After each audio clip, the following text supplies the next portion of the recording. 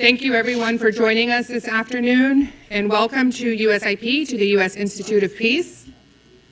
My name is Manal Omar. I'm the Acting Vice President for the Middle East and Africa Center. I'm very happy to be here with you today, and very happy to welcome this very esteemed panel on a topic that's very dear to my heart, looking at religion and violent extremism and the very important role of gender in the mix as part of the solution.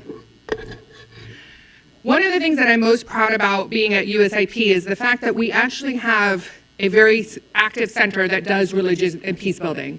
And I say does religion and peace building because we try to move ourselves away from just the conversations of interfaith, but actually what is the role in solving some of the problems. Likewise, we have our Gender and Peace Building Center that really focuses at the role of gender as a potential solution for conflict resolution. Our recent partnership with the Carter Center, and I was very lucky to attend the Forum on Women over the last 2 days and interact with these very important people who are on the ground in the field and a much wider group of activists, over 60 people, really putting our heads together, recognizing that when we talk about women, when we talk about using religion as a very important tool to change, that we already have a concrete idea of what the recommendations are.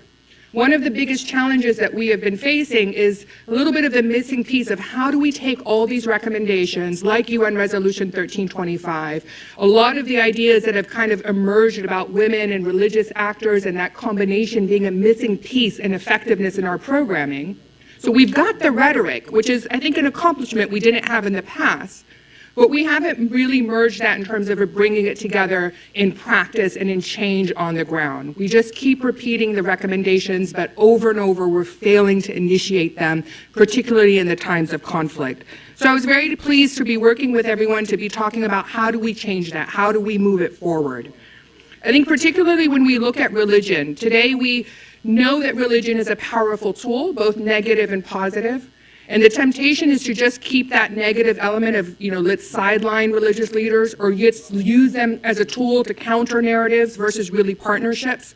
And I think that the last few days at the Forum on Women, we really kind of challenged ourselves to think about how we practice in a much deeper way.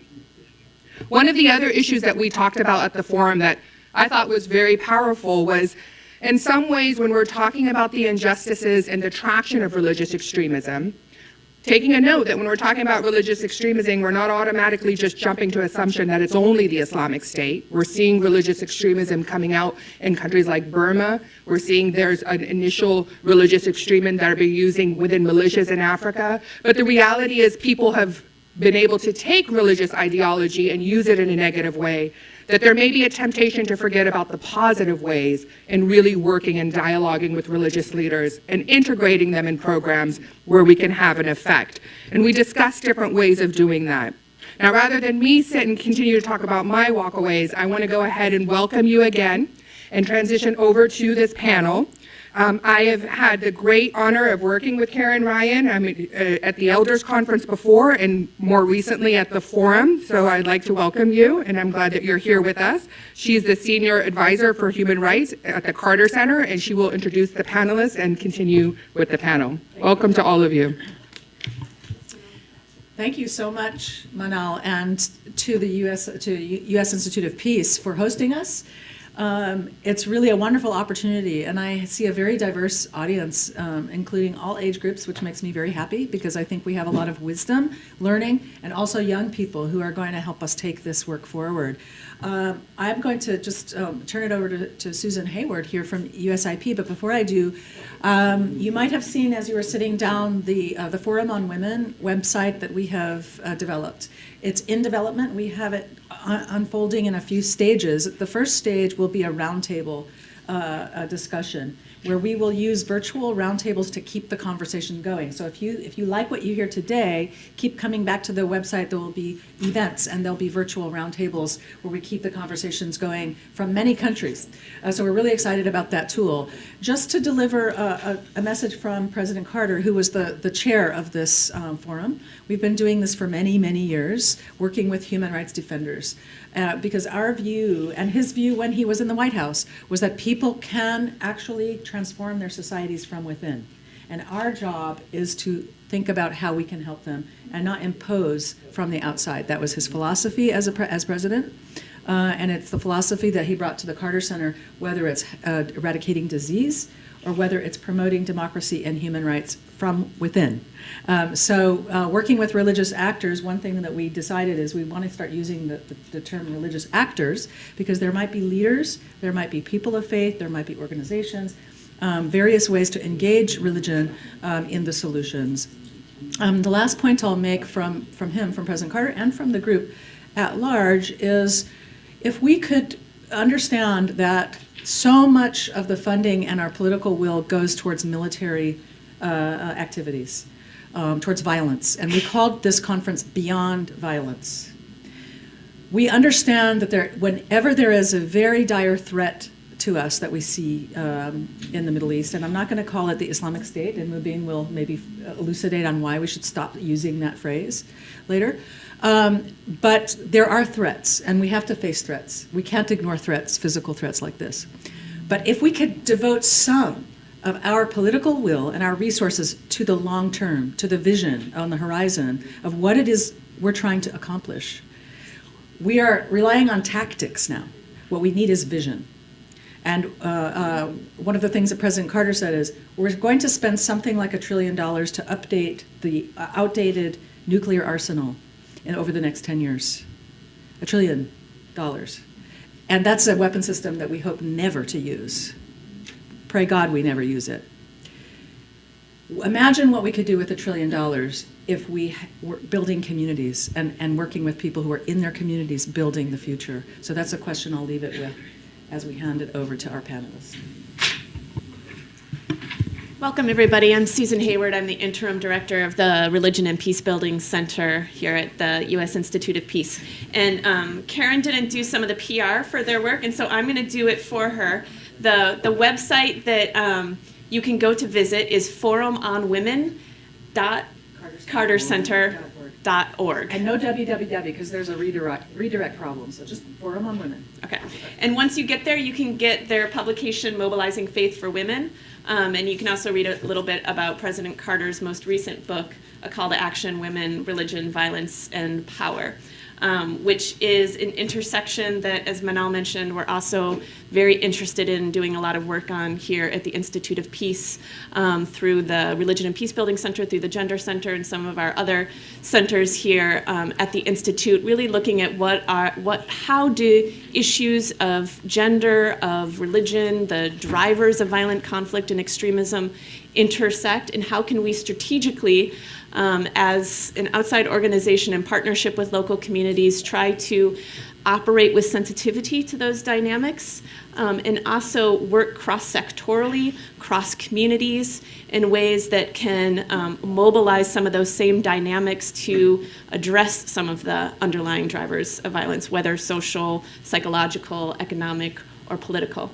And a lot of the folks you're about to hear from are operating in those strategic, sensitive ways in their local contexts, and have come here to DC after this forum in Atlanta to share with folks here some of the insights of the discussions there, some of the stories of how they're operating effectively on the ground, and some of the lessons for all of us here in DC as policymakers and coming from organizations seeking to support actors on the ground, about how we can do that work most effectively, recognizing that sometimes there can be a little bit of baggage with American organizations or actors coming in and support these efforts. So how can we do that work strategically and safely for them, and in ways that are effective, recognizing who is already doing this work on the ground, with whom we can partner, who are often not seen, who are often invisible. So each of them are going to offer a presentation, and then afterwards we're going to open it up for question and answer and larger discussion. So if you have questions along the way, please jot them down, because we want this to be a broad discussion. And we're going to start, you have the long bios, right, with you. Oh, and also if you want to tweet, we do have some hashtags. The Forum on Women is the hashtag that was used as part of the Carter Center Forum last week, and you can continue that discussion by hashtagging that. Beyond Violence is another one. So I won't give you the long bios of each of our presenters, but You can turn to those if you want them, but let me just say shortly that our first speaker is Fatima, coming from Basra in Iraq, where she leads an organization that she founded in 2003 that has helped to support women's empowerment, women's rights, and women's participation in activities that are addressing some of the root drivers of violence there, including most recently some of the work to engage with militia in Iraq. So Fatima, please. سعدتم جميعا. Good afternoon. فاطمة أنا جمعية الفردوس العراقية من جنوب العراق. I am Fatima from the Firdaus Society. I am from the south of Iraq. تقريبا عمر منظمتي 12 سنة، نعمل في شؤون المرأة. Approximately the age of my organization, about 12 years, I'm working in women issue. برامج المرأة التي تتعلق بتعليمها القراءة والكتابة، دعم المشاريع الصغيرة، مناهضة العنف ضد المرأة. How we can empower women, how we can involve her in education programs, how we can educate women and enable her to participate in the small projects. الشيء الذي عملناه مؤخرا هو بعد الأحداث الأخيرة ودخول داعش إلى العراق. The last work that we did recently and after ISIL's invasion Iraq, بدأ العنف يهددنا في كل مكان. violence started threatening us everywhere. ففي المحافظات الجنوبية بعد فتوى المرجعية السيد السيستاني بالجهاد. For example, in the southern provinces, and especially after the fatwa of the marji'iyya, the religious reference in jihad, فوجئنا خلال أسبوع من الفتوى أن الكل بدأ يحمل السلاح في كل مكان. we have been surprised that after a week since the fatwa has been issued, that many people were start carrying weapons everywhere. فكثير من الشباب بدأوا يتركون الجامعات والمدارس ويحملون السلاح. Many young people who are in the universities, they start leaving their universities and joining the armed groups. وظهرت شخصيات كثيرة التي تتمثل باسم زعماء الدين الذين يجمعون هؤلاء الشباب باسم الجهاد. Many characters has been appeared and came to the surface that were gathering those young men and who carrying the names of jihad. فكنت أنظر للجيران والأقارب والكل يحمل السلاح.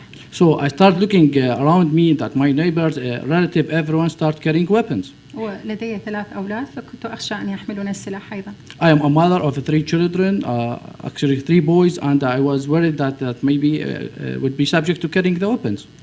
فلا بد أن أفكر بطريقة أن أمنع هؤلاء من حمل السلاح. So there should be a way that I start thinking how to prevent them from carrying weapons.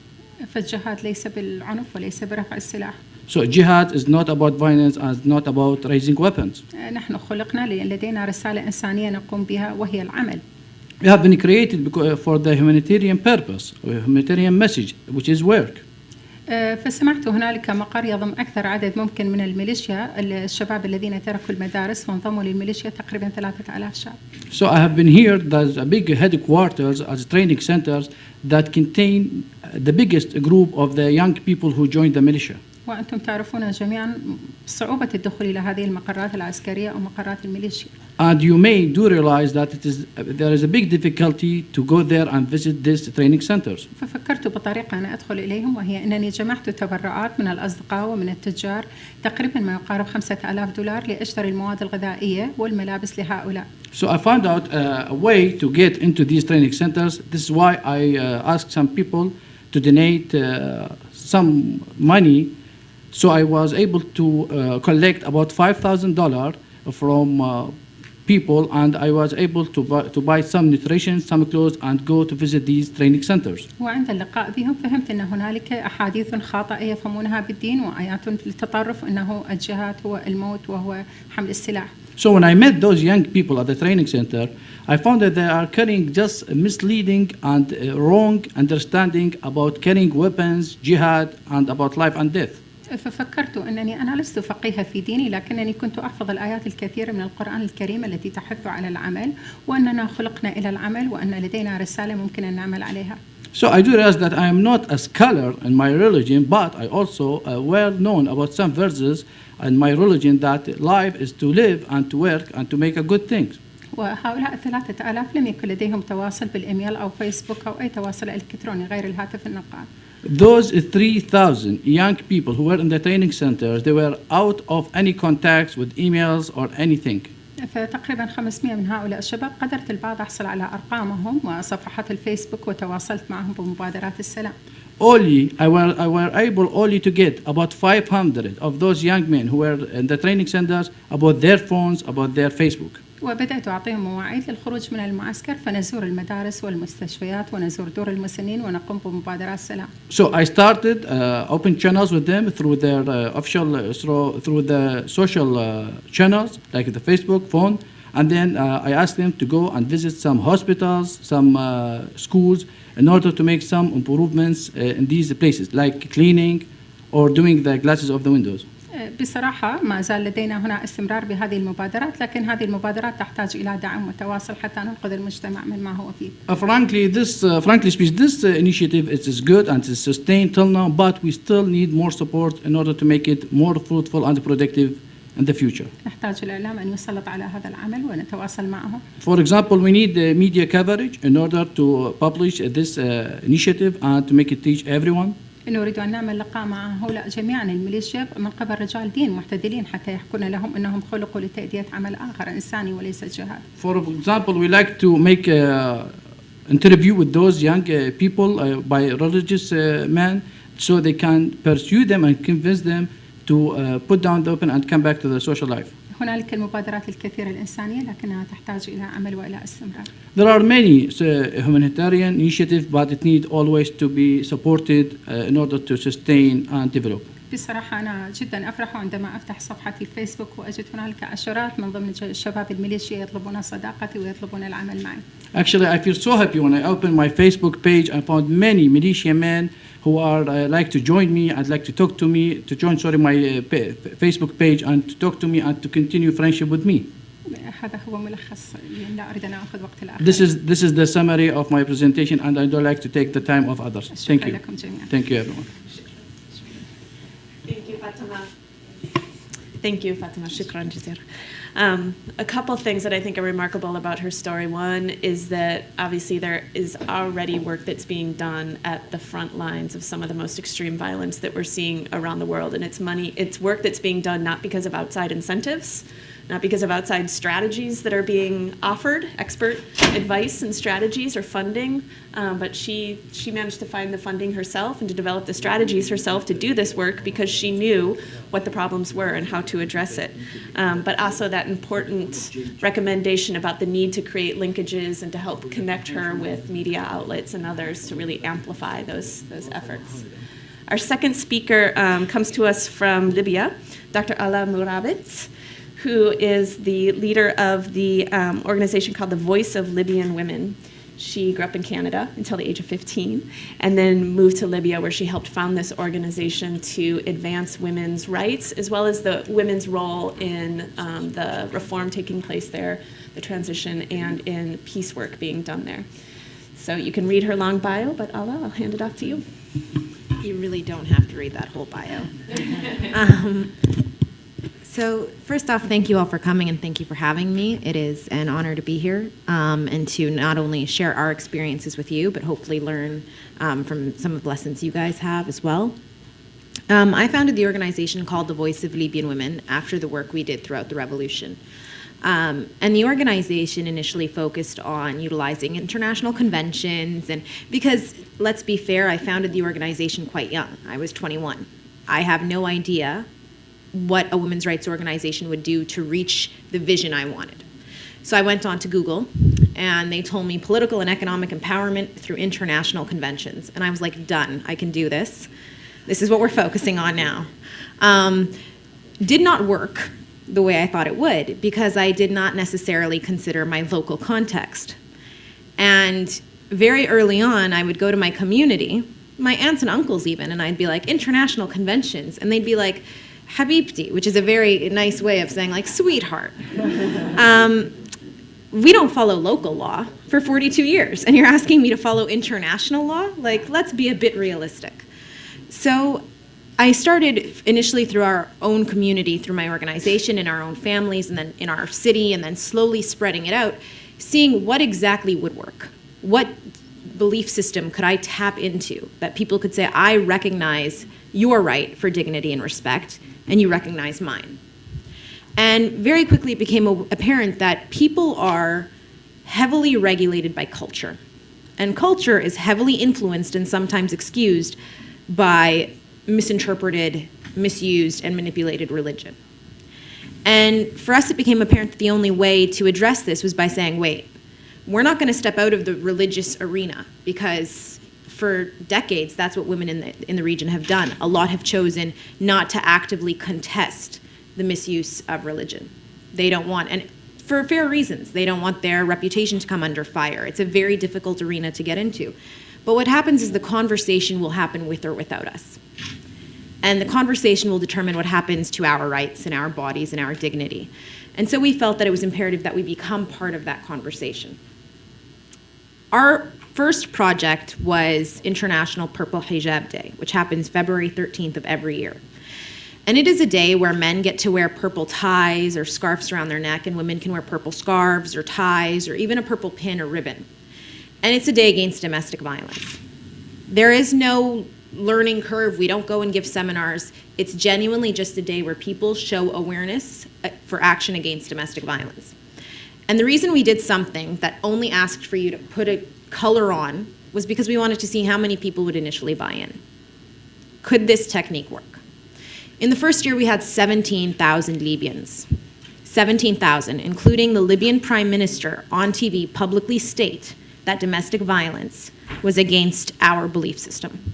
The second year, we had Queen Noor of Jordan, among other international elite, as well as now 35 cities in Libya do it through their public school system.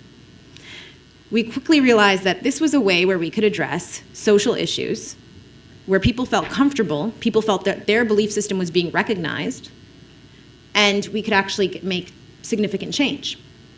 Our justice minister that year spoke out for reparations for rape victims. We then went on to a national security assessment, and that national security assessment became one of the foundations for our women's charter work, and now will be fed into the Libyan constitution.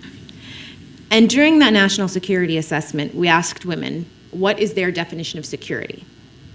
And a woman said, to be honest, I don't know what security is. I'll tell you what insecurity is. Insecurity is every single time my son leaves the house, I feel like I am in the passenger seat of a car. And the car, if you've ever driven in Libya, we drive fast, we don't wear seatbelts, and everybody, it's a life philosophy we have. Everyone is the best. So she said that it's like she's sitting in the passenger seat praying and holding on to the door, and her son is driving. And her son is sure of where he's going. It's his foot on the pedal. He's the one who gets to leave the house with the weapons. He's sure he's coming home safe. He has that confidence of the driver.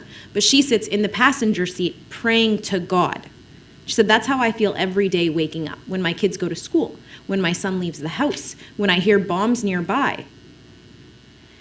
So we very quickly after that said, okay, so how can we address women's role in security? How can we do this? In a society where a lot of men can't even be involved in security if you don't have a gun, how can we ensure that women have a voice and it's heard? And we started something called the Noor campaign. And Noor in Arabic is basically a symbolic word for enlightenment. And the idea is that darkness is not a place of ignorance. Darkness is just the absence of light. So when people say, well, darkness, it's so sad, people don't know, it's actually it's a great opportunity. All you have to do is shed light on the issue. So the Noor campaign took Quranic verses and hadiths, which are sayings of the Prophet ﷺ, and put them on billboards initially. And in the radio, traditional media is very rarely talked about, but it's very significant in our society. So radio, billboards, television. For 3 months, we did an only media campaign. Our organization did not show up. The name The Voice of Libyan Women was not heard.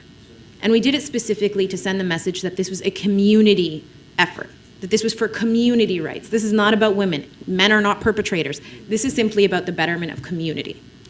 Following that, we went into schools, workplaces, mosques, with a 35-city local team structure. So I did not go into another community. Members of that community, business people, civil society, people from the Girl Guides, young men, our teams were actually predominantly youth men in some cities, were the ones who would go into schools and into workplaces. And they carried this message of equal rights. And so after this 6-month campaign, and when we were involved in schools and such, it became the largest campaign ever conducted in Libya by civil society or government. And we were able to actually get statistics in our surveys, which we then filtered to the governments, I apologize. And over the course of that time, we realized that communities were much more open to hearing about their belief system and how their belief system actually established the international conventions, how the UN kind of copied us, because we came up with, free speech and human rights and dignity first, right? So it became a much easier way for us to work, and that's how we've carried on our work and how we've ensured that women have places at the peace table. It's not a foolproof structure. It needs support. It needs buy-in. It needs partners, right? Because these conflicts aren't created only locally. These are not community conflicts. They're heavily influenced by regional politics and by international actors. And so they need all those different groups to reach solutions. But they are a start in understanding that the quickest way to change the community and the most sustainable and practical is through the people who have access to that community and who have local respect in that community. They are the agents of change we need to be working on. And if we continue to solely bomb schools and bomb hospitals and create this feeling of persecution in the local community, we're only going to get more young men who want to pick up guns and some young girls. So the idea is we really do need to start changing the way we're communicating with local communities and who we're communicating with. So that's all. Thank you. Thank you very much, Ella. I studied theology and religion before I went to international relations school, and when I first went to IR school and learned about humanitarian law and human rights law, I sort of looked around the room at everybody else and I was like, does anybody realize that they're talking about Hugo Grotius and that they're talking about a lot of the laws and the ideas that have their roots within religious law and within religious philosophical language that has since become secularized, but understanding some of the roots of these ideas within religious teachings can go a long way in terms of making them feel more resonant and relevant to local communities. You want to read the long bio of the next speaker, Mubin Sheikh, because he's got an interesting one. He speaks very authoritatively, having spent some time within Al-Qaeda-affiliated organizations, having been radicalized when he was younger, and then through a series of experiences, started to question his commitments and his understanding of Islam, and now works quite a bit with actors on the ground and with the Canadian and other governments to support efforts to address counterterrorism and counter-violent extremism. So Mubin? Thank you very much. My Twitter handle was @CaliphateCop. Both C's are uppercase. It really is a great, great honor to be at U.S. Institute of Peace. I thank all of you for coming. I'm really honored and humbled to be in the company of people, women especially, who are doing really, really good work. People always tell me, you're so brave. You did this, you did that, and I think back to the Women Peacemakers conference that we had at San Diego University, and it was stories that are happening in villages that we don't hear about. We're so far removed from them, and that's where the real, I think, work is being done. So I'm going to try to do some of that, explain some of what I do, and hopefully piggyback off of them. So Susan mentioned a little bit about my background. 20 years ago, I would have ended up in an Al-Qaeda cell. I probably would have either ended up killing myself, killing people. I went to Pakistan. I was 19. I was actually 18. Went to Pakistan. I had a chance encounter with the Taliban. And a young kid from the West, from Canada, identity crisis, sense of adventure, sense of belonging, wanting to realize the idealized and romanticized versions of Islamic history where we all lived happily ever after. And here I am, and I come upon about 10 individuals armed to the teeth, turbans, beards, robes, machine guns, rocket-propelled grenades. And they said to me that I was with a group that was an apolitical missionary-type group, And the call was that if you want to bring about change in the world, you do so by following the commandments of God and as shown by the way of the Prophet sallallahu alaihi wasallam, peace be upon him. And they said, yeah, we're doing that. And the way to bring about change is with this. And he held aloft his AK-47. And so for a kid like me at that time, I was just enamored by them. And when I returned back to Canada in 1995, the fall of 95, they came to power in Afghanistan. I took that as a validation of their worldview. And I became a supporter of the Taliban. And in 1996, the Chechen War began, Grozny invasion in Chechnya, and I supported the Mujahideen in Chechnya. And then 1998, Osama bin Laden came out with his fatwa against the world.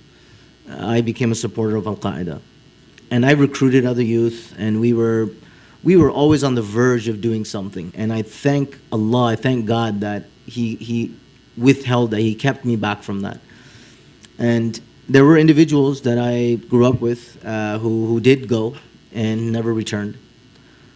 And so I maintained that until the 9/11 attacks. I initially celebrated the attacks earlier in the day, and as the day went on, the tragedy of that day, not just on the people in the buildings themselves, but what came from that. The complete seismic shift that the world underwent after those attacks. And I started to reconsider my commitment to the cause. I then went to Syria. I realized I need to study my religion properly. So I traveled to Syria. I moved there for 2 years to study Arabic and Islamic studies. And by the grace of God, I found myself in the company of a very, very lovely sheikh who taught me the correct interpretations of the religion, and I left my extremist interpretations. And I always say that religion is like a hammer. You can either build a home with it or you can destroy a home with it. It depends on your perspective.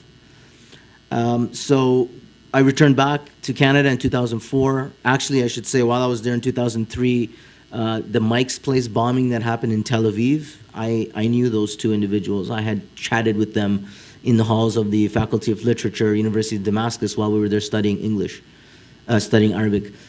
And so a lot of pressure from the government came, and so I ended up leaving. Came back to Canada 2004, became an undercover counterterrorism operative. People always ask, wait, how does that happen? When I was growing up, and by day I went to public school, by evening I was going to Quran school. So open multicultural society versus closed, rigid, fundamentalist society. One of the kids from my Quran school was on the front page of the paper. He had been arrested on terrorism charges in connection with the London fertilizer bomb plot. I contacted the intelligence agency. Yes, I picked up the phone and I called them. And who does that? A kid who's just gone through 2 years of Syria, disillusionment, newfound appreciation for rights in the West, and became an undercover counterterrorism operative. I conducted infiltration operations into terrorist groups, individuals, and it's a long story, which I actually document in a book, Shameless Self-Promotion. This is my book. It's not really to, sell the book. It's to explain what everyone keeps asking. How does somebody go from point A to point B? How does a white kid from suburbia end up in Syria? How does a 15-year-old girl end up in Iraq and or Syria because she wants to marry her jihadi prince that she's been idolizing online? Probably because she's living in a very closed family home. She can't leave. You're not allowed to talk to members of the opposite sex. You want to tell teenage kids to do the navel gaze in this day and age? That's not going to work. It's not going to help. So there is this, it really does tie into a lot of the environment in which women and girls are growing up, boys are growing up. Is it any wonder that these boys have such a dysfunctional relationship with women that when they talk about sex, it's about sex with virgins in paradise after you kill yourself? It's like sexual nihilism.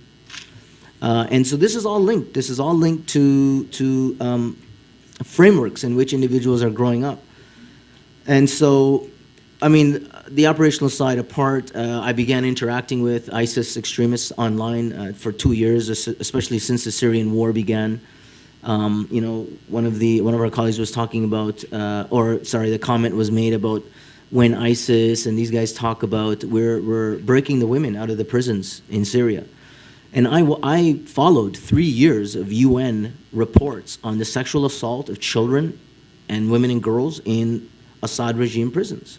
3 years of hard copy reports that were done, but nothing was done about them. So these narratives, they all tie in. These are grievances that people are able to latch onto. Even groups like ISIS, Jabhat al-Nusra, Al-Qaeda's affiliate in Syria, they can see this.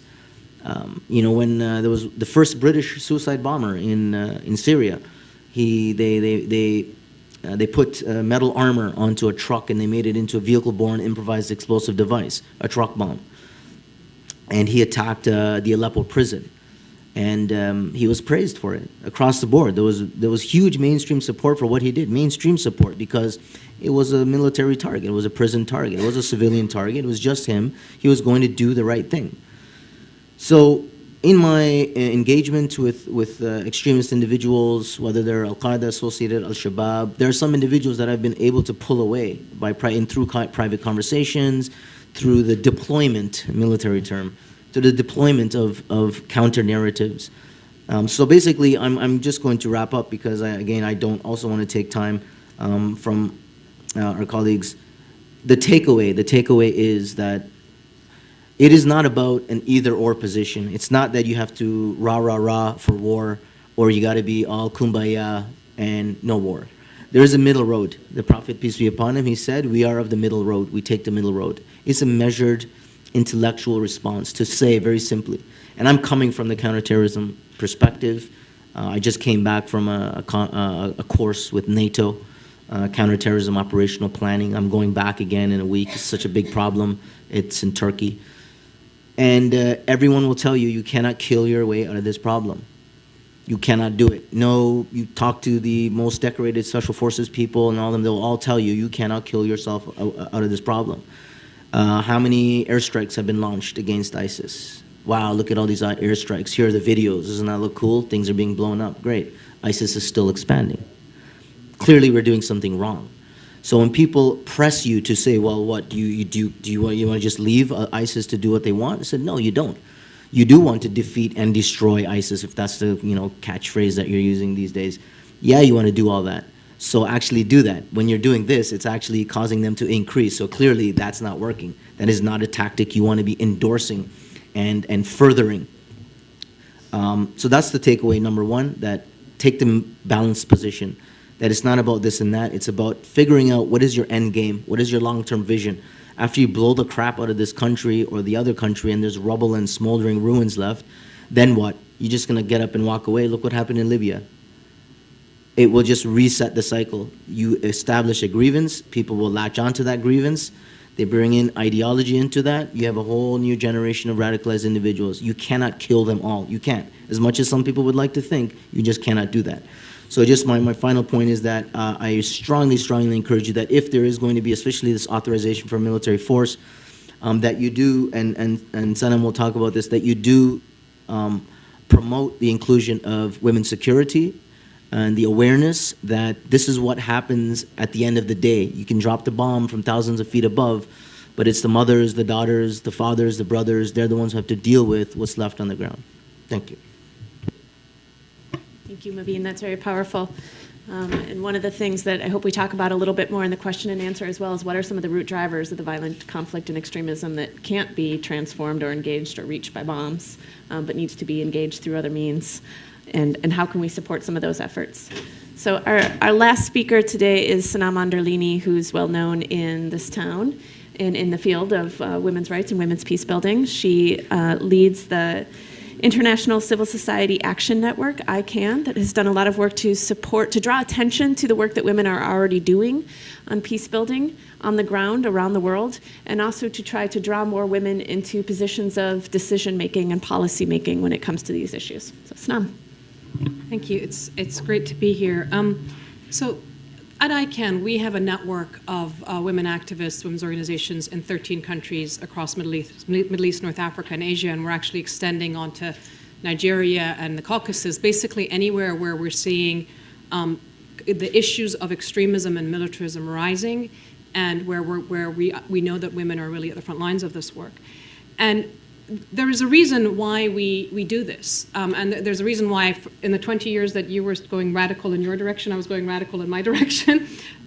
It's because of what I've seen and what we know consistently. So on the one hand, we have the knowledge that women have on the ground, what Fatima has, or what Fatima talked about, what Ala talked about, what our colleagues from Nigeria have talked about, and I hope they get a chance also to speak. They're seeing it, they're living with it, they're having to react to it, because when you get bombs or you get crisis, you don't have a choice. You have to stand up and look after your family and take action, and that's just a reality. So we've been seeing this in a number of places, and one of the things that we do is we now produce these briefs called What the Women Say. It's gendered, political, and security briefs. And I particularly raise this one to you. This is from Iraq. We published it in winter of 2013, and on the front page, we quote al-Baghdadi saying, "We're coming back to get you." Okay, so this is from women on the ground who were telling us, we're seeing the extremists coming. I can give you Libya, same story. We've just published Turkey. You know, it tells you what's going on the ground from the standpoint of women's experiences, and it is early warning, and so we need to take that seriously. The other reason for me is this issue of women leading by example. If we're looking for leaders to deal with these problems, these people are on the ground. They're not sitting in Washington. In fact, it's kind of depressing to talk to people here because they have so much power, but they're like, well, we can't really, because then it looks as if we're being weak. You know, guys, seriously, can we just have some courage behind our convictions and do the right thing for once?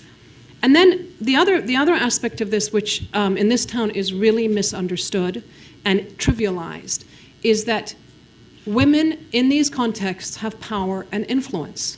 There is a reason why Ala and many other Libyans and Fatima and many of other women on the ground are being targeted and threatened with death for what they're doing and what they're saying. It's because they have influence, because they can change the way things are going, right? So instead of us here recognizing that, we trivialize it and say, oh, the women are doing women's issues. Let's give them micro credit and let's do women's empowerment. These people are more empowered than any of us will ever be, and more courageous than certainly I am and probably most of this room is. And the other side understands this, so either they're trying to kill them, or what they're doing is they're actually actively recruiting women. In Tunisia right now, I was talking to a colleague, in public bathhouse, hammams and places where women frequent, they are being recruited into that ideology because women have influence. So we have to recognize that that this power, and recognize it as power, and put them at the table in terms of power play. The other aspect of this is that we have an exit strategy. When things go bad, the international community can pack up its bags and rush out of Libya or Iraq or wherever. Allah can't do that. Fatima can't do that.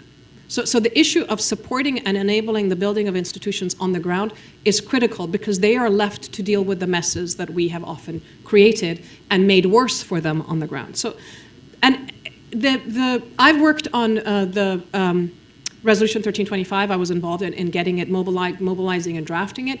And the essence of that resolution is precisely this, that if you listen to women, they will tell you in their context how to do things. They will tell you that you can't just parachute in and talk about this framework. It's how do you put it at that level. It's really about putting them at the table for them to navigate the spaces and the strategies of how to do this work. But we're also seeing that their stories are being erased. And if we have time, I'll give you a little quiz on that, just to prove my point. But we're erasing them, we're ignoring them, and we're marginalizing them. And the net effect of all this, frankly, and I'm sorry for using an analogy that for some people may be a little bit odd, but Dr. Seuss, how many of you are familiar with Dr. Seuss and Cat in the Hat? Yeah. Okay, so the U.S. has taken a cat-in-the-hat approach to foreign and security policy. We go in to supposedly clean up one mess, and we keep creating a bigger and bigger and bigger mess, and then getting out, and then the cat in the hat coming back. We're back in Congress thinking about authorizing yet another, bill for war. It's absurd, and it's dangerous, and yet that's the approach that we're taking. The fact that we are looking at countries like Libya, Iraq, Nigeria, where they have enormous wealth, right? Nigeria should be a middle-income country. It's got so much wealth, and yet We have supported and enabled the corruption that's gone on. We're supporting and enabling militaries that are corrupt and leaders that are corrupt, and keep bringing those same guys back to the table and supporting them, as opposed to the voices on the ground. So we have a real problem in terms of how this town and our international community is dealing with these issues. The other side of the problem is that we have ceded the human rights agenda, and by human rights, I mean dignity, I mean shelter, education, health, basically. These things, for 30 years, we have given up those issues and pursued our own agenda of economic growth and so forth. And guess who's filled that void? It's these types of groups. I've interviewed gang members in Jamaica, and they will tell you the same thing as what you'll hear from these folks. People want basic dignity, and if you don't give it to them, somebody else will go and provide that. And the problem is that those other groups are often extreme in their ideology or militaristic in what they're doing. And we're seeing in the Muslim majority context especially, what we've seen is the Wahhabi version of Islam, which is really not the Islam that I grew up with and was not the norm in Egypt and many of these places, has basically been spread by the Saudis, and it's now becoming normalized. We produced a brief called Extremism in the Mainstream. Before you even get to violence, you're getting extremist ideology, which is saying it's okay to treat other people that are not of the faith badly. And Pakistan, this is becoming normalized, and it's very, very dangerous. So we've ceded that space as well. So where are we? I think, and I really mean this seriously, this cannot go on. As Mobeen was telling us earlier today, 9/11, Al-Qaeda had 5,000 members. Now how many people are in these, Boko Harams and ISIS and Al-Shabaab? And they're all the same. They all have the same sort of ideology and the same motivations and the same kind of system in place. It's getting out of hand, and we need to do something serious about it. Now, in terms of the work that's going on here, the recognition of the local voices, as I said, the people who are leading by example, needs to be elevated to the maximum level in our communities. Wherever you're working on these things, please bring that up and bring those voices out. The Women, Peace and Security Act is a piece of legislation that's now sitting in Congress, which actually addresses this. It talks about the participation of women having a gendered lens on foreign policy and security issues, which could have a major impact if it gets passed. So if you have congressmen, please get them to support it. If we're taxpayers in this city, we're responsible. We're actually responsible for what our Senate and our Congress is doing today. So we really need to speak out, because it's on our watch that this is happening. It's with our tax dollars that this is happening. And I'll end with a second Dr. Seuss quote, example, because I think he's one of the greatest philosophers of the 20th century, if you read his books, is Green Eggs and Ham. Green Eggs and Ham is a story of a guy who keeps going up and saying, will you try green eggs and ham? And it's like, no, I'm not going to do it here. And finally, he tries it. And it's like, hey, look, this works. And this is the message that we have. How much longer do we have to keep saying, listen to the local voices, bring women to the table, bring Afghan women, bring Libyan women, bring the civil society. How much longer do we have to keep saying this before it's done? It's become so critical, and it's just time for that to happen. So bear that in mind, and let's have the conversation. Thank you very much. Thank you, Snell, and other speakers.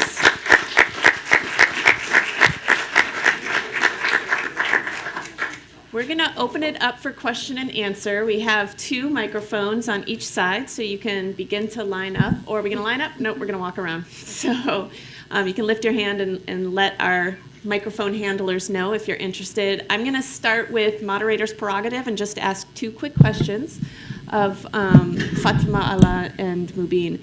And that is, one, can you identify for us what do you see as one or 2 prime drivers, underlying root causes of violent conflict and violent extremism in your context? And 2, what is one of the main recommendations that you would offer to those of us here in DC about how to support your efforts most effectively on the ground?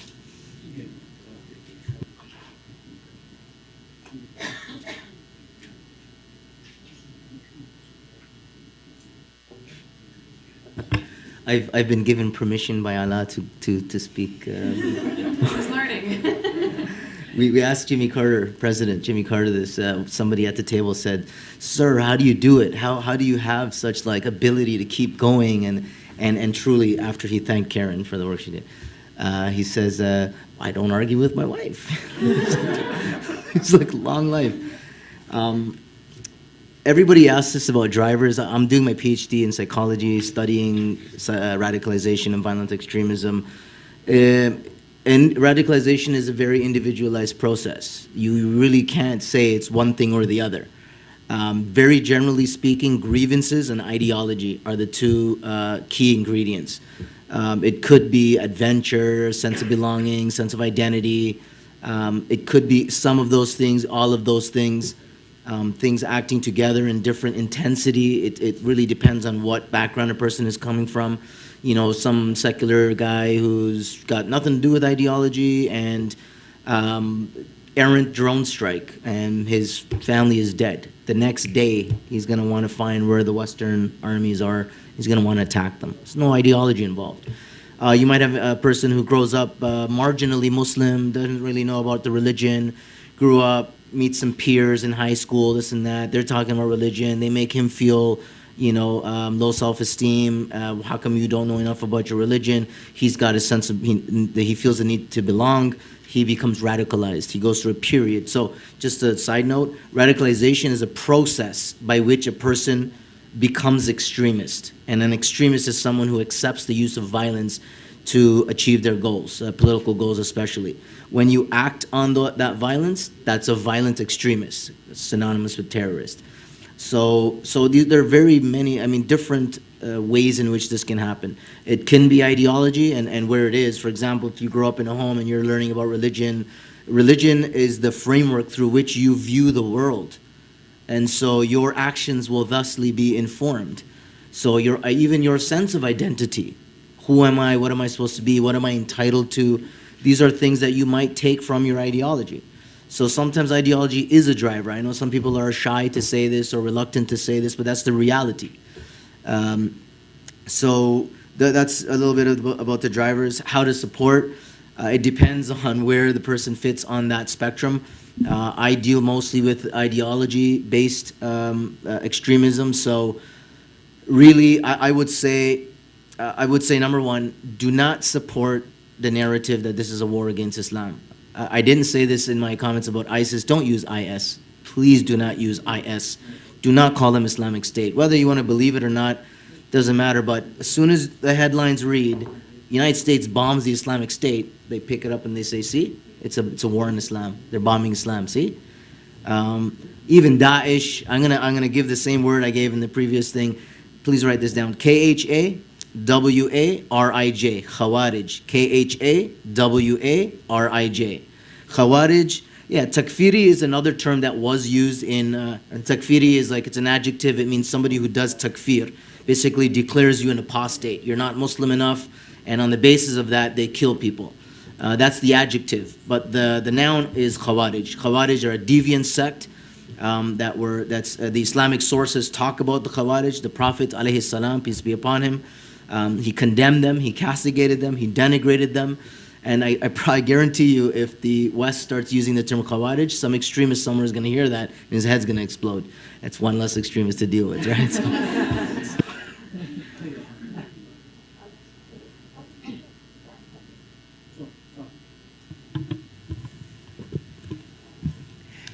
بالنسبة إلى العراق وجود هذا التطرف بالعراق جاء نتيجة 3 أسباب. According to Iraq, this extremism came to Iraq for the following reasons. بعد سقوط النظام وجدنا انهيار لمؤسسات الدولة وبدأت هذه تشكل على أساس مصالح حزبية وفئوية. After the old regime toppled and the collapse of the government institution, we found a kind of gathering according to the party belonging. وحتى الحكومة التي شكلت في العراق هي على أساس طائفي. Even the formation of the Iraqi government has been constituted according to the sectarian affiliation. وكانما هي كانت عملية فوز بالنسبة للحكومة من الذي يفوز الشيعة أو السنة. As it was a game of winning, who is going to win in this government, Shia or Sunni. وكان لدول الجوار تأثير جدا كبير على هذا الموضوع. The neighboring countries, it has a big influence upon this topic. فكان هنالك من يدعم المذهب السني وهنالك من يدعم المذهب الشيعي. Some of the neighboring countries were supporting the Sunni side and others supporting the Shia side. كل هذه الأسباب وجدوا الشباب الكثير من الشباب هنالك أنهم يعيشون بفراغ ولمن يثقون وبمن ينتمون. All these reasons, and because the young people, they were living in a kind of emptiness, they have no specific affiliation to anyone, and another reason is they make them join either a group, the Shia or Sunni. فهم يقضون الدراسة لكن لا يحصلون على تعيين. For example, they finish their education and they got no job or work. أو يجدون أن المؤسسات تنهار أمامهم ولا يعملون شيء. Or they are witnessing the collapsing of the government institution and they can't do anything. فإنهم لابد أن يجدوا شخصيتهم في انتماءات معينة. So they are start looking for specific personality or direction in order to have a specific affiliation towards them. فعندما أنا أنشر صورتي بالفيسبوك أنا مجاهدة وأحمل السلاح وأنني سوف أقتل كم شخص بمعنى أنا أصبحت بطل من الأبطال. So for example, if I publish my picture on my Facebook page, it means that I am a hero and I can carry weapon and I kill some people, so people will start to join me.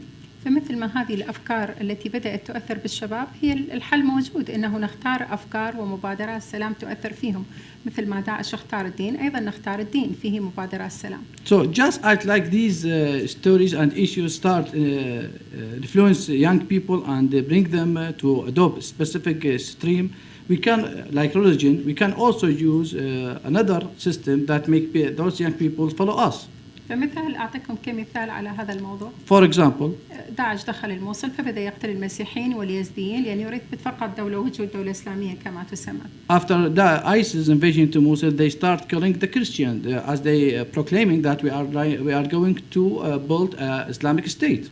وهذا يؤثر جميعا على المجتمع المسلم في العراق أنه ربما فعلا الإسلام هو له الوجود الثابت. So of course it has a big influence on the society. It means that it's true. It's the Islam who deserve to be the existence religion. فكنت أنا أنشر بعض الآيات القرآنية كمثال لو شاء الله لجعلكم أمة واحدة. الله يقول أنا أشاء أجعلكم أمة واحدة لكن جعلتكم مختلفين. So I published something on my something like a verse from the Quran said if God wants he can turn you one nation. وآية تقول إنا خلقناكم شعوبا وقبائل لتعارفوا أن بعضكم عند الله أتقاكم بمعنى أنا خلقتكم مختلفين حتى تتعارفون بألسنتكم وألوانكم أنا جعلتكم هذا. Another version from the Quran says that God created you from different tribes, different colors, different species in order to get exposed and to develop your life. هنالك آية تقول لا فرق بين أعجمي وعربي إلا بالتقوى بمعنى لا فرق بين الأجنبي والعربي إلا بالعمل الصالح. There's another verse saying there is no difference between who is Arabic or he is foreign unless his faith to God. So it means there is no difference. وجدت تعليقات كثيرة أنها مؤيدة لما أقول. So I found many comments supporting my opinion. نحن نحتاج بصراحة معرفة أكثر واختلاط أكثر وفهم أكثر حتى نؤثر بهذا المجتمع. We do need to get knowledge and socialize with others in order to know the culture of each one. داعش يستخدم الفكر نستخدم الفكر أيضا. ISIS use the ideology. We have to use the same thing, also ideology. وهذا هو الحل الأمثل. This is the optimal solution. Thank you.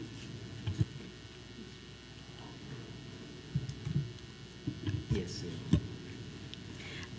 So I agree with both Munib and Fatima about kind of the radicalization of individuals and how it comes about. I think that the question of how we radicalize individuals isn't the one we should be asking. I think is how we create societies where these groups continue to flourish and continue to attract people as a viable alternative. And I think it does come down to a lack of economic and political actualization for these individuals, which then plays on their personal need, be it for retribution or for a sense of belonging or a sense of fulfillment. But there is something in the society which allows these people to believe that this is the only way they will succeed. This is the only way they will provide for their families. This is their only option. And that means that there is something fundamentally wrong with our societies, that our societies are corrupt politically and they're corrupt economically, because those same individuals should have just as much opportunity and access to farm as they do to join a militia, right? I think that ideology plays a significant part in the sense that it is manipulated. And I think a good example of that, for me at least, is if you look at the United States, the debate on reproductive rights of women is as much a byproduct of ideological manipulation and conversation as is women not driving in Saudi Arabia. The only difference is it's not allowed to really influence as much individual uprising here because there are political and economic constraints, because people have something they will lose, right?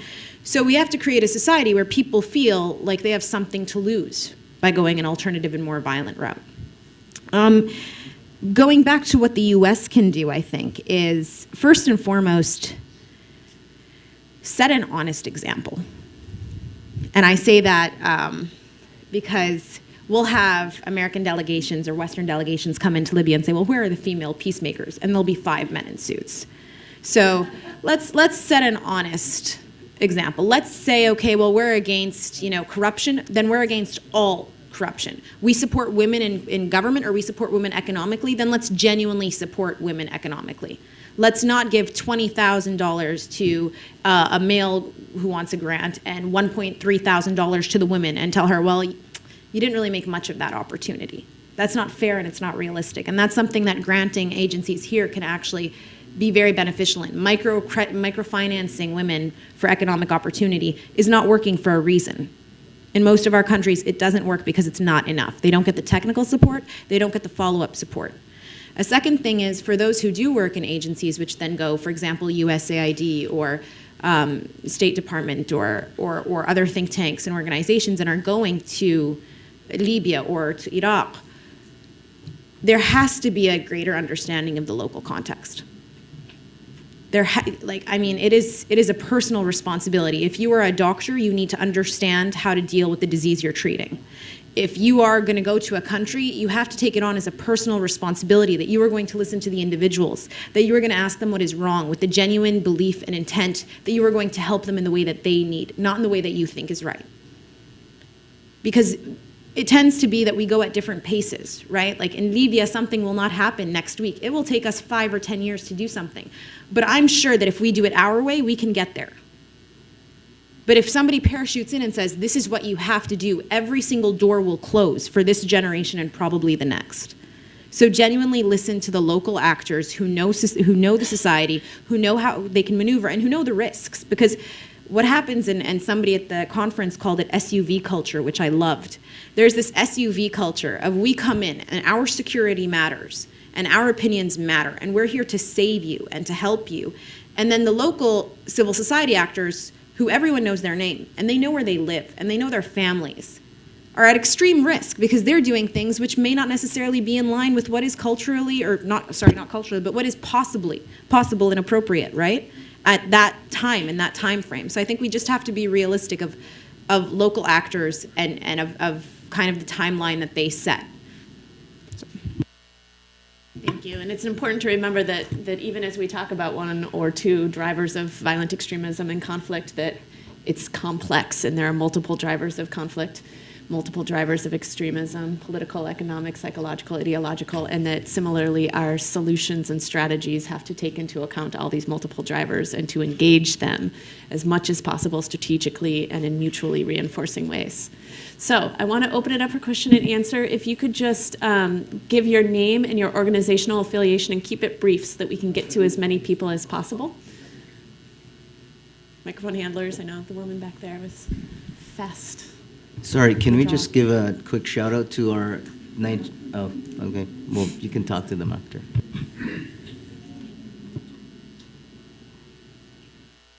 Hi, I'm Leslie Cosgrove. Today I'm with Womankind International and my own firm. I have a million questions for every single one of you. But the one I am fascinated with the most, Fatima, is how did you get young men to want to hear what you had to say when the leadership of men was telling them something totally different? How did you break that barrier?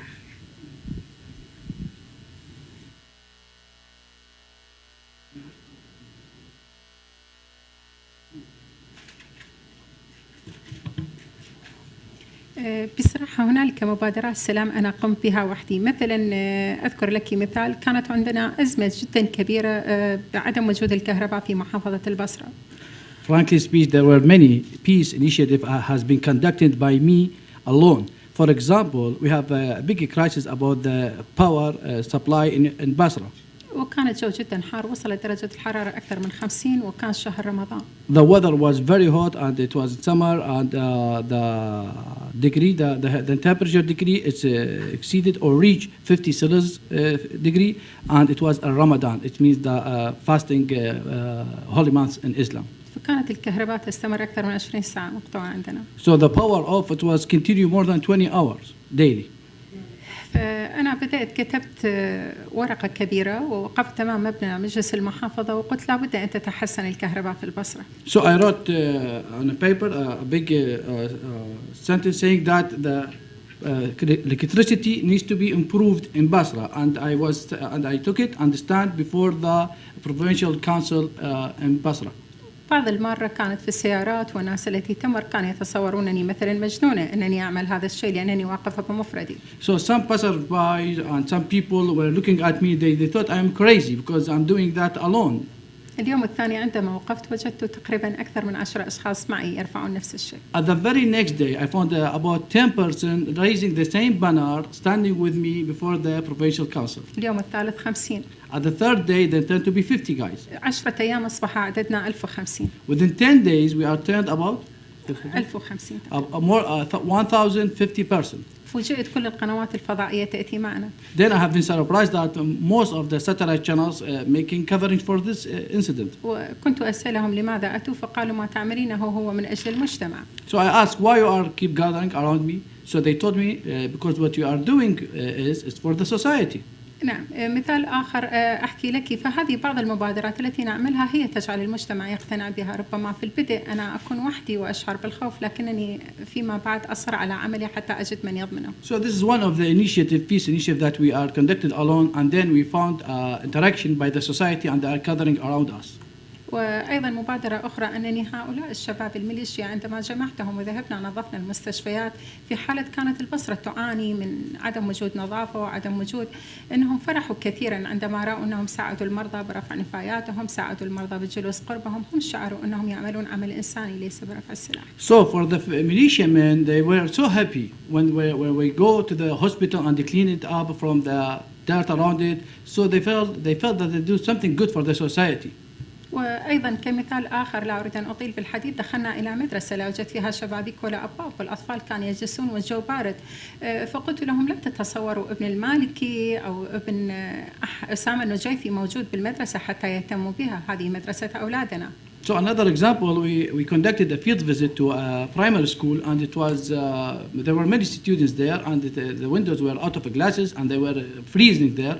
So I told those militiamen around me, do not imagine they're going to be improved or any kind of intervention will be conducted to this school, because there is no Al-Maliki son here or neither Osama Najafi son here. So no one will take care of them. فكان هنالك صندوق صغير، كان الكثير من الشباب الميليشيا الذين أنا متواصلة معهم، هنالك من المتبرع مبلغ $2 وبالمبلغ يصبح أكثر من $2000. So many of the militiamen who was already I am in contact with them.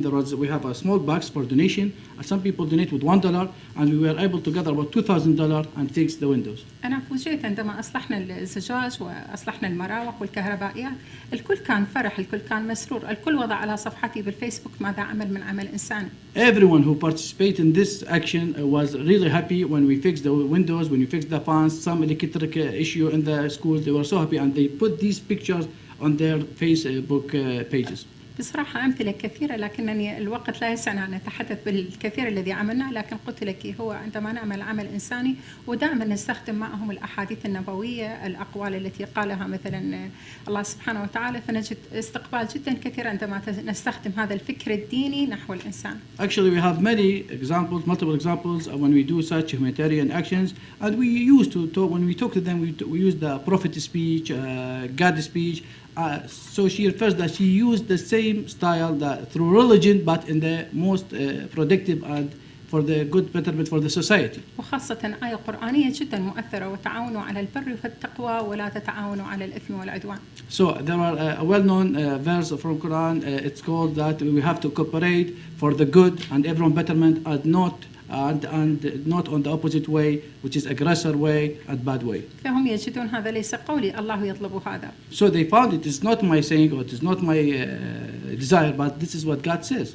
وبعض الأحيان أعتذر أنا على الإطالة، لكن أذكر لك مثال عندما كانت الأحداث الطائفية بالعراق وهدمت الجوامع بين المذهبين الشيعي والسني، كانت مأساة جدا كبيرة، قتل الكثير فيها بسبب هذه الظاهرة، في سبب كنيسة هدمت حدثت خلاف، في سبب جامع حدث خلاف بين الطرفين وذهب ضحاياها الكثير. I'm sorry for taking a long time, but believe me, after the collapse, many issues such the demolition of a church or a mosque belong to Sunni or Shia, it leads to a lot of killing and violence between people. فأنا كنت أدخل إلى المدارس وإلى الجامعات وكنت أقول لهم الكنيسة عندما تهدم تبنى، نحن نبنيها والجامع يبنى، لكن الإنسان عندما يقتل من الذي يعيده للحياة. So I used to make a field visit to the school, and I frankly speak telling them, when the church demolished or a mosque, it could be rebuilt, it's easy, but when the human killed, who can return him back to life? فالكنيسة ليس مقدسة ولا الجامع المقدس. So the mosque or the church are not sacred. القدسية لله. The holiness and sacred is only for God. وتهان هذه القدسية بقتل الإنسان. And this scary issue insulted by killing the human. فالإنسان له الكرامة وعلينا أن نحافظ عليها. So the human has the dignity and we have to keep it and to preserve it for him. وأختصرها بآية قرآنية، الله سبحانه وتعالى يقول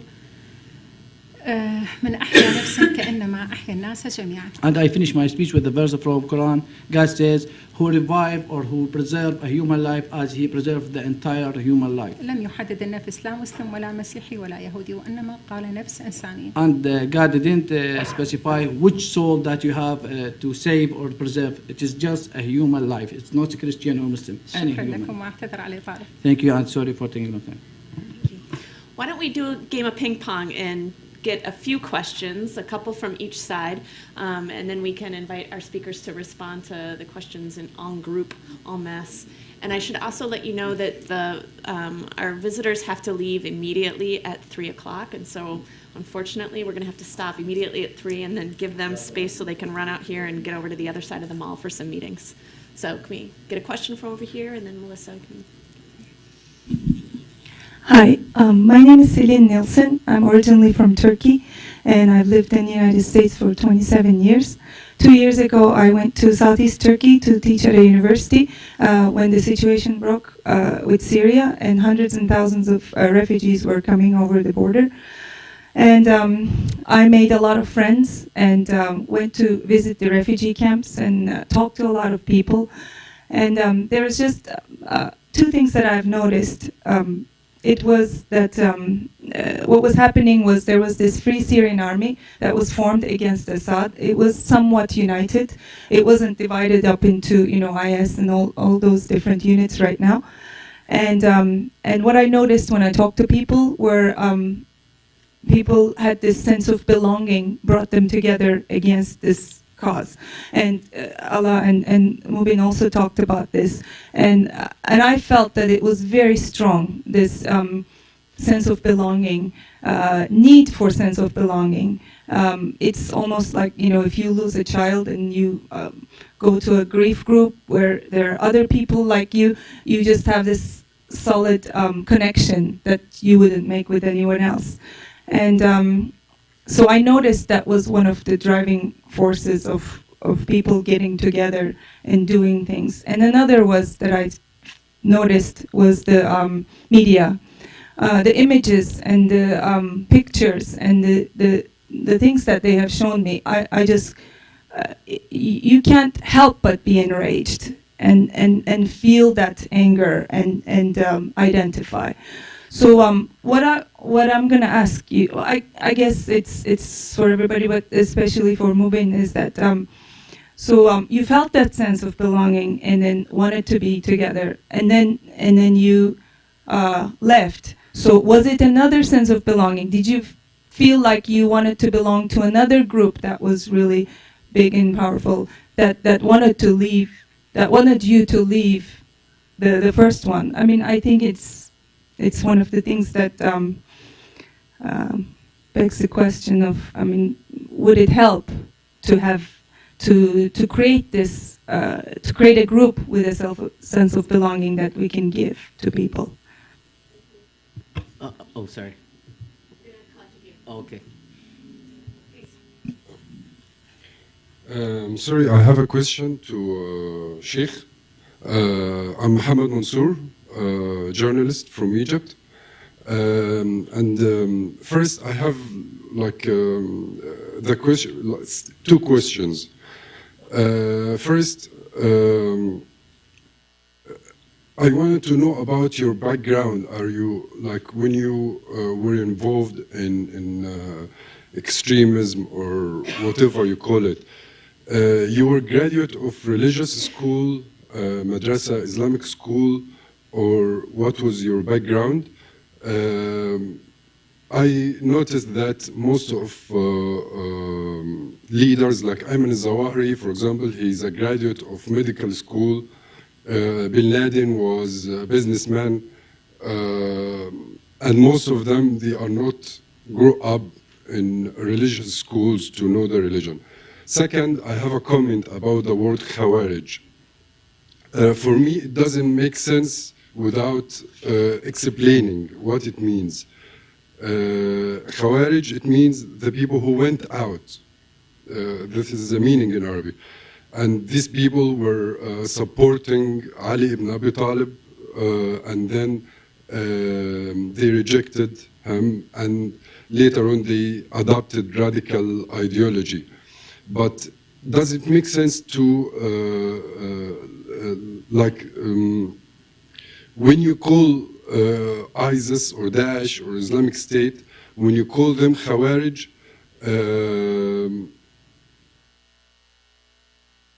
like, what is a comparison here? And in my opinion, for example, ISIS, when they set fire on Al-Kasaspa, they based their action on fatwa. And the fatwa has, they said that Abu Bakr, he set fire on somebody, and there are also fatwa from Ibn Taymiyyah, who's most of Muslims refers to, said about this fatwa about setting fire on somebody who was invading. But I didn't find any religious institution refuting the fatwa, or and this fatwa, or Ibn Taymiyyah is a great scholar, and it's Wahhabi school in Saudi Arabia, who are great supporters of him. So instead of refuting the fatwa, you say Khawarij without explaining it. So Thank you. Is there one more question, brief question we can take? Hi, my name is Isabel Darling, and I work at International Institute of New England, and I do refugee resettlement work here in the States. And something that I notice is that we have a lot of dynamic leaders that are coming into this country without an opportunity to sit at a table, to have their voices heard, and they're straddling both cultures and both worlds. And I'm curious how I can be that bridge and gatekeeper to invite them to a table, to be leaders, to speak on behalf of their communities, and potentially want to go back home to be a leader to prevent refugees from having to come here again.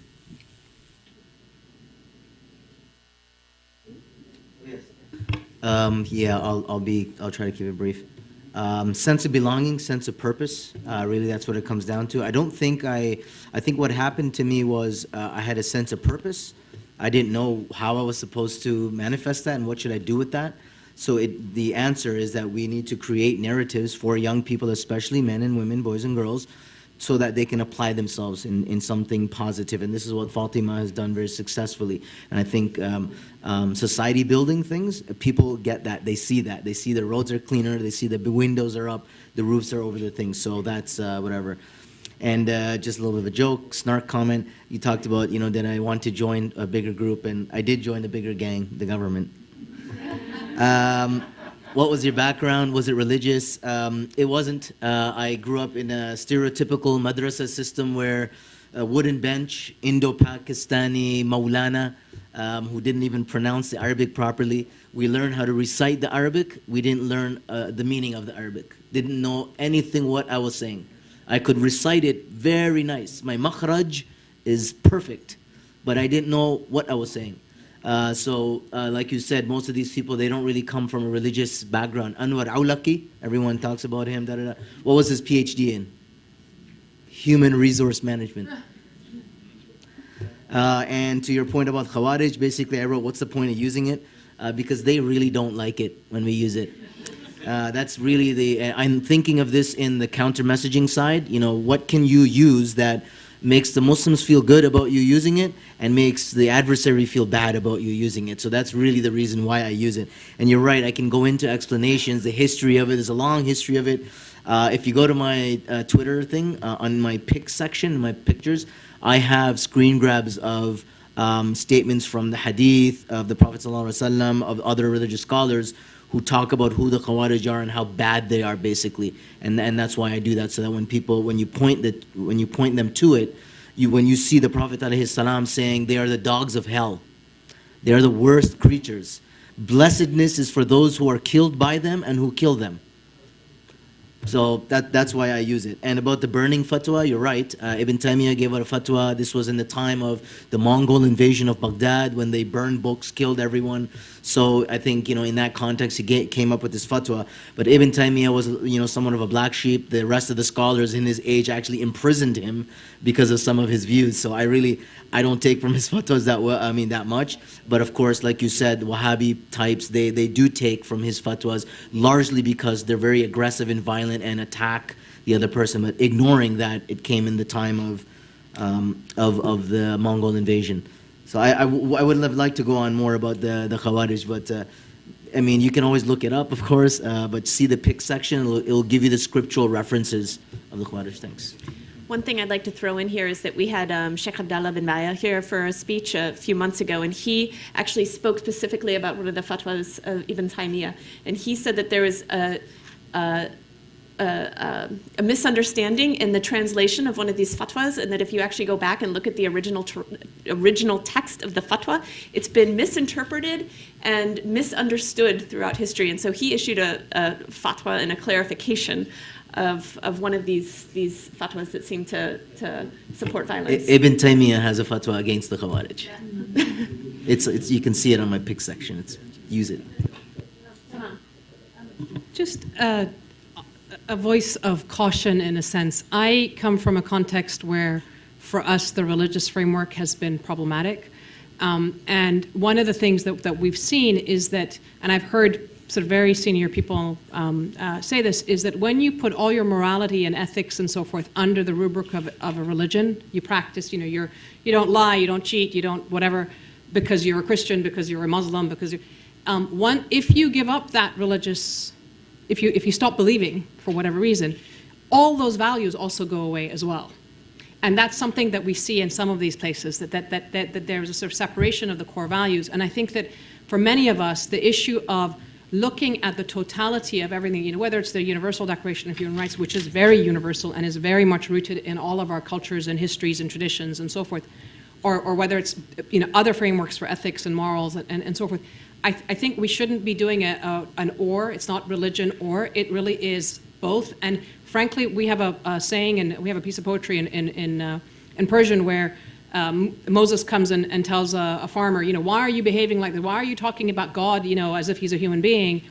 And God tells Moses off by saying, we don't care about the external behavior. We care about internally how this person is, and we care about the outcomes. So it doesn't matter what the input is. If somebody says they're a good Christian and they're out there killing people, I'm not sure how good they are, right? So it's really about the impact and the outcomes in terms of the behavior, and we need to recognize that other factors come into play in terms of how we practice, being decent to the rest of the world.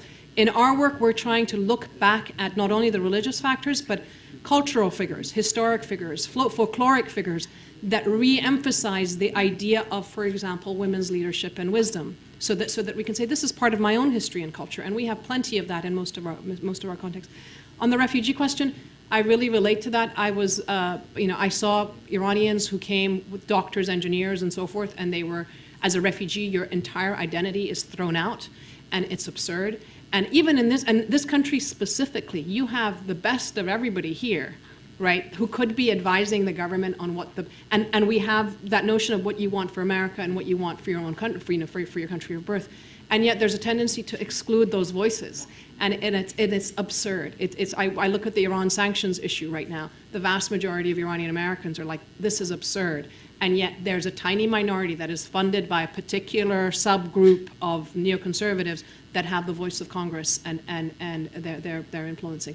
And it's bad for Iran, and it's bad for the US, and frankly, it's bad for the world. So I think we really need to revisit that. And it's kind of why I do my work here anyway. Thank you. Just really quickly, a follow-up to how you ensure that they're at the table. I think first and foremost, you have to inspire in them a desire to be at the table still, because a lot of them feel like they can't contribute, because a lot of them, as she said, you have people who have PhDs and medical doctorates, and they can't work in this country. They can't provide for their family, and so it becomes a very big issue of self-dignity and respect. So I think that really understanding immigrants are coming, at times from fine situations, at times from very difficult situations, but creating a place in which they are not Libyan or Canadian or Iranian or British, right? Where they are both and they can be both and comfortably, I think is important. Thank you. I'm gonna ask Karen Ryan if she has anything, final word that she wants to say as we're ending the session. Hi, Ella and Paul. Good to see you all, friends from our Carter Center world. So just the last thought I wanted to say is that we're going to keep this conversation going. Next week there's a summit at the White House. And as we're thinking about what's happening in this town this week, discussion about the authorization of the use of military force, we're going to be putting out some thoughts based on what you've heard. I urge you to keep an eye out for that, and also come back to our website, the Forum on Women, Religion, Violence, and Power, to stay in touch and to see our publications, et cetera. I really hope to grow this engagement, but I just really want to thank you all for coming out. Yeah, and one final point I want to make, reiterating something that Manal had said at the beginning, which is that we spoke a lot today about Islam. A lot of our participants were coming from Muslim majority contexts, but that this issue of religion and religious ideas, religious extremism or violent extremism that's being framed in religious terms, this isn't just a situation that's happening in Muslim majority countries. And with Islam, I work a lot in Asia, in Sri Lanka, in Burma, and elsewhere, and we're seeing the rise of extremism within Buddhist frames there. We see Christian extremism, especially on the rise in certain countries in Africa and in the US and elsewhere. And there seems to be this way in which they're fueling each other. And so just as we're talking about the need for there to be religious counter messages or religious actors involved in addressing some of the underlying drivers of conflict within Islam, these same issues are relevant across different traditions. And if we're only focusing on Islam, that also, I think, fuels some of this narrative around the world that this issue is about Islam, or this is the West against Islam. So I just want to add that cautionary piece at the end, especially coming from the Religion and Peace Building program, where we try to work across religious traditions and acknowledge the drivers across religious traditions. Sorry we didn't get a chance to get to all of your questions. As I said, they got to run off to another meeting, but we thank you so much for coming out here. I know it's a schlep to get down to the U.S. Institute of Peace, but we love having you here. So thank you very much.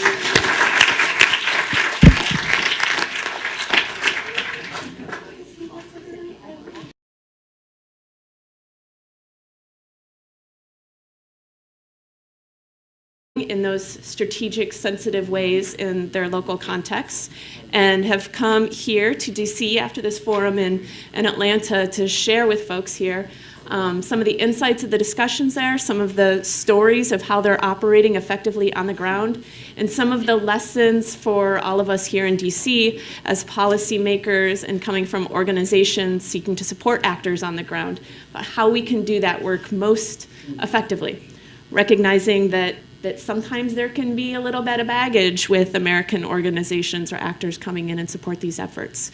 So how can we do that work strategically and safely for them, and in ways that are effective, recognizing who is already doing this work on the ground, with whom we can partner, who are often not seen, who are often invisible. So each of them are going to offer a presentation, and then afterwards we're going to open it up for question and answer and larger discussion. So if you have questions along the way, please jot them down, because we want this to be a broad discussion. And we're going to start, you have the long bios, right, with you. Oh, and also if you want to tweet, we do have some hashtags. The Forum on Women is the hashtag that was used as part of the Carter Center Forum last week, and you can continue that discussion by hashtagging that. Beyond Violence is another one.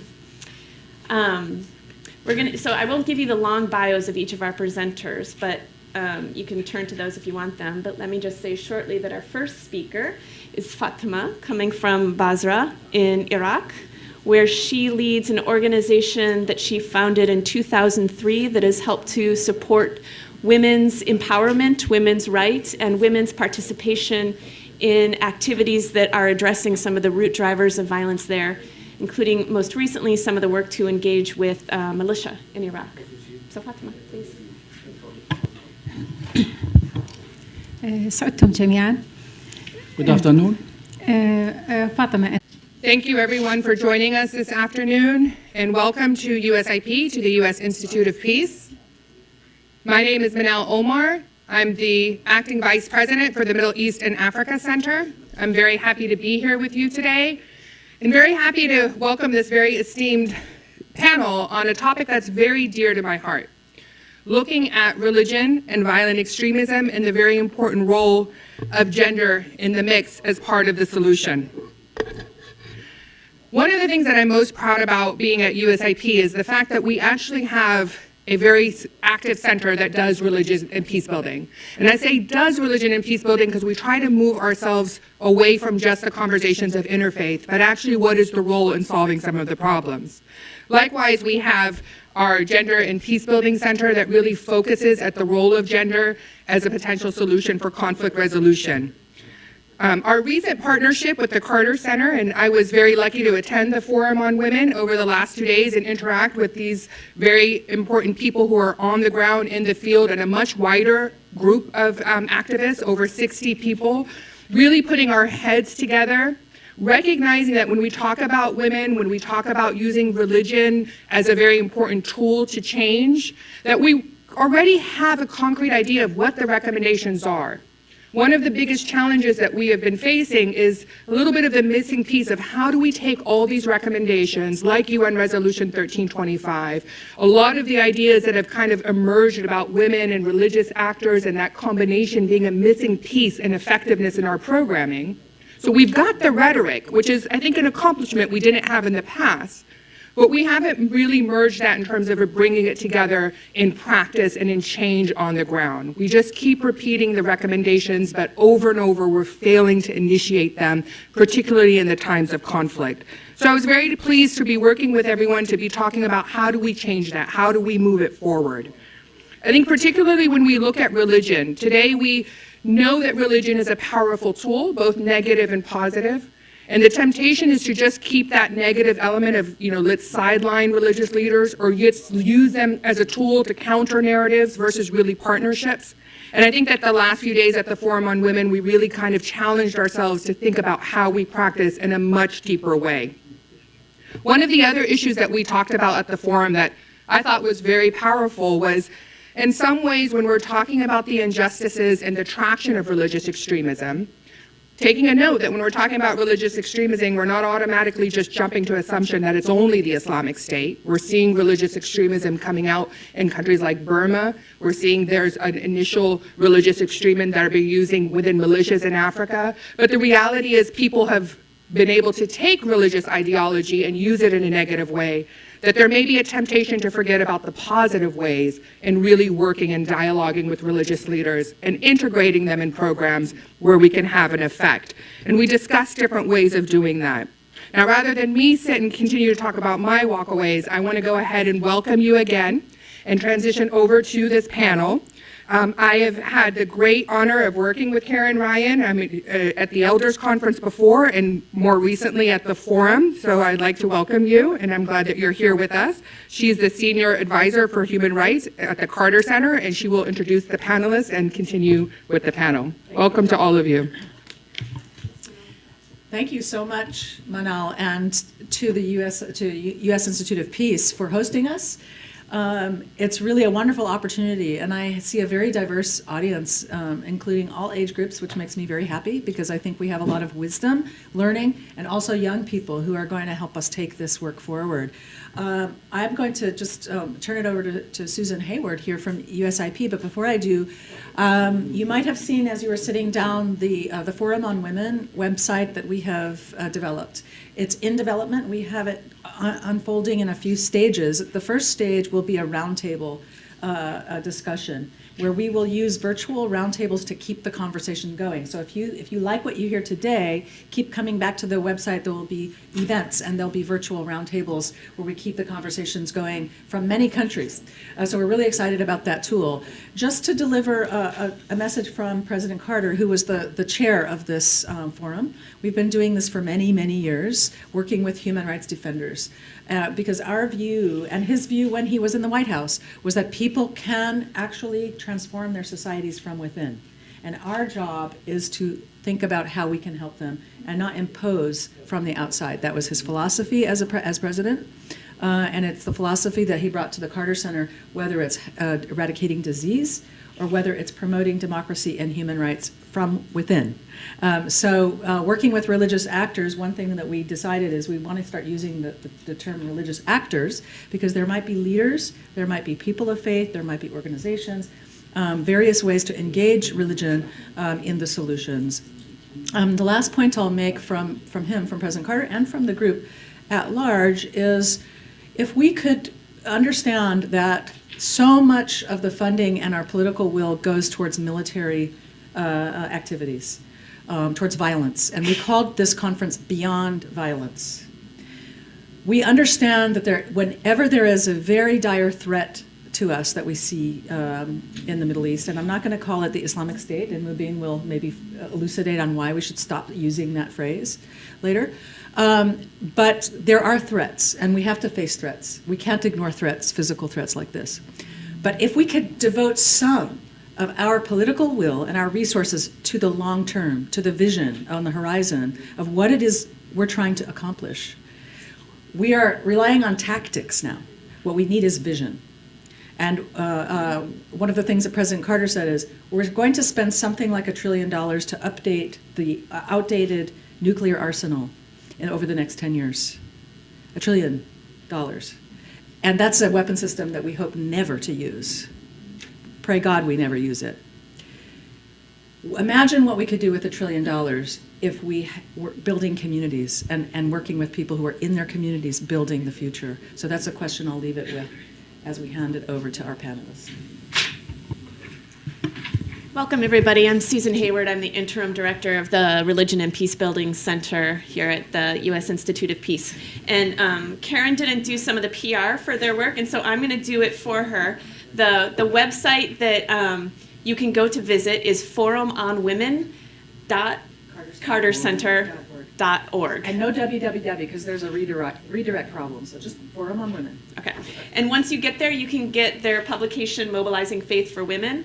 And you can also read a little bit about President Carter's most recent book, A Call to Action, Women, Religion, Violence, and Power, which is an intersection that, as Manal mentioned, we're also very interested in doing a lot of work on here at the Institute of Peace through the Religion and Peace Building Center, through the Gender Center, and some of our other centers here at the Institute, really looking at how do issues of gender, of religion, the drivers of violent conflict and extremism intersect, and how can we strategically, as an outside organization in partnership with local communities, try to operate with sensitivity to those dynamics, and also work cross-sectorally, cross-communities, in ways that can mobilize some of those same dynamics to address some of the underlying drivers of violence, whether social, psychological, economic, or political.